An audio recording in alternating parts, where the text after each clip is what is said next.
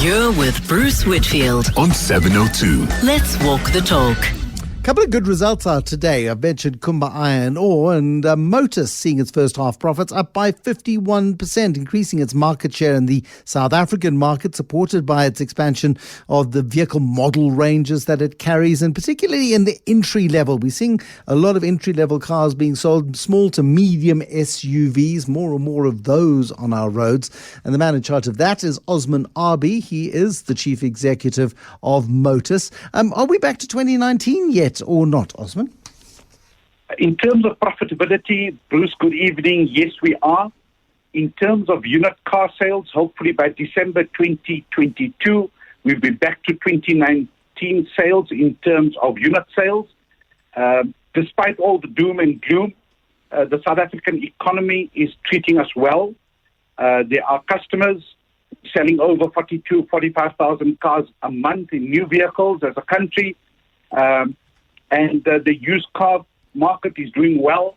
So all in all, a very buoyant, resilient consumer that's behaving responsibly and buying cars, servicing cars, and doing aftermarket parts business in Midas as well. So all in all, we're not complaining. Are you able to keep up with demand? 6 months ago, 12 months ago, it was all about global supply shortages as a result of semiconductors. Is that problem being resolved at all? Bruce, that problem's going to be with us for a while. And I would think it'll take us straight into July, August kind of territory. But it's not doom and gloom, because I may not give you a black car, but I'll give you a red car. I may not give you a 2-liter engine, I'll give you a 2.2-liter engine. So the cars are available, but not exactly to the specifications of the consumers. But consumers are still buying. So, you know, for this country, this year we're projecting over 500,000 sales. Yes, there is a shortage, but the cars are still coming our way. And we are still selling those cars. So, you know, there is a shortage. Maybe if there was no shortage, we'll sell maybe 10 or 15% more. But you're not going to double your sales. So if all goes well, we do 540,000 cars this year. It's a very healthy economy. Lots of complaints recently. I just saw lots of commentary around a shortage of vehicles at car hire firms in Cape Town. And it suggests that there is a bit of a backlog there and potential upside in terms of the car hire companies, which are restocking. They, of course, denuded their fleets very significantly 2 years ago in the midst of the pandemic. Are you seeing that demand come to the fore? The problem with the car rental company, it's not a 12-month business. It's a 9-month business. So very busy from July till Easter weekend, and then it slows down. So no car company can ad hoc make adjustments, up fleet, down fleet. It's not that easy, because you've got to register cars, you've got to get them to Cape Town. They're not all in Cape Town. They're Gauteng and Durban based. So shortages will happen.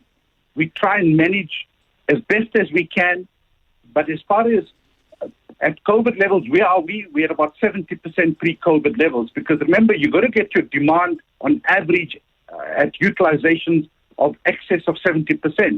So if we look at December, we had fantastic reservations, and then Omicron hit us and it went into disaster.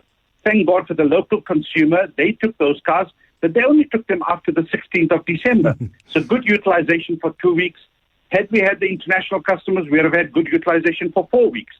So the shortages are there partly because new cars are not easily available, but because utilization is not consistent and you don't have the car and you have a month's utilization at 70%, you have good utilization for 2 or 3 weeks. Sometimes utilization is good in Joburg and not Cape Town. Your car is in Cape Town or in the wrong place. So it's a bit complicated. No, exactly right. The logistics of it must be an absolute nightmare. Very briefly, your UK business, your Australia business, how are they coping? UK is doing very nicely. You know, UK was in COVID, came out, and all of a sudden they behaving like COVID's now over. They're getting back to normal. We had great results in the UK. Australia, the results were good, but not excellent, because remember, Australia went into lockdown in October, November, December. We're very positive about sales from January onwards, because now there's no lockdowns anymore. People are going to work. People are servicing their cars. And we see good opportunities in Australia. You know, it's a mature economy. So they pick up faster and they grow quicker than us. Osman Arbee, thank you very much indeed, the Chief Executive Officer of Motus